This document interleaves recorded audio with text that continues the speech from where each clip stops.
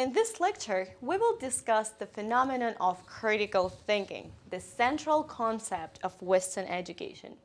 Despite being a culture-specific Western idea, critical thinking at the same time is being accepted worldwide along with other global tendencies in education.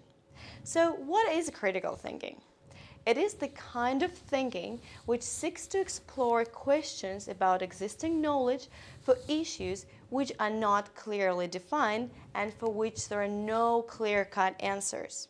If you think critically, you interpret, analyze, and evaluate the information. Both reading and writing in an academic environment presuppose critical thinking. The quality of being critical is often associated with negativity, but being constructively critical is in fact altogether different. As a critical reader, you decide if you accept the information and claims presented in a text or not. If not, you should make judgments about the extent to which you disagree and why. You will remain unconvinced if the evidence is weak or the language is not transparent. Why is reading so important?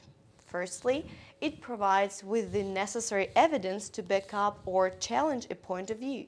Secondly, it helps you to evaluate the importance and validity of a position.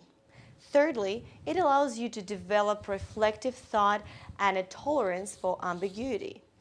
Working with literature is not easy. Sometimes you only skim and scan, but in many cases, be prepared to read a text several times. It is very likely that you will not understand everything you read. Here is what you can do. First, note down the key words or phrases and look up those words in a dictionary. Also, find the background information. While reading, take notes and summarize the main ideas.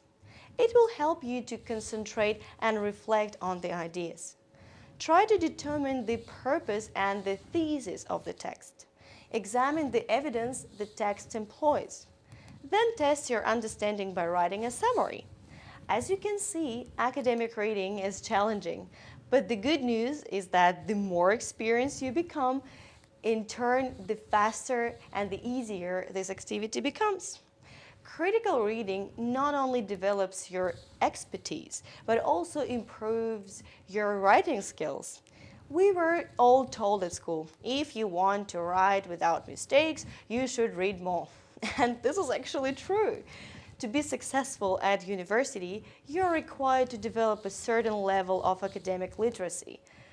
This is your ability to read and understand different types of academic texts. Academic literacy can be developed through reading and writing, which are essential parts of academic activity. You learn from the best practices and step by step use it to improve your own writing. Now, when you start writing, informed by your reading, you become self-critical. You have evaluated how well your colleagues have communicated their points of view. Did they convince you? Now it's your turn to communicate your views and to convince your readers of the validity of your own arguments. Are they well supported? Try to evaluate how well you supported your conclusions.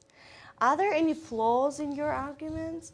Are your conclusions logical and well explained?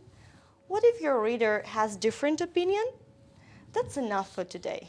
The conclusion of this lecture is that if you want to develop as a self-critical writer, you need to acquire critical reading skills. Please don't forget about the exercises after this lecture. Thank you.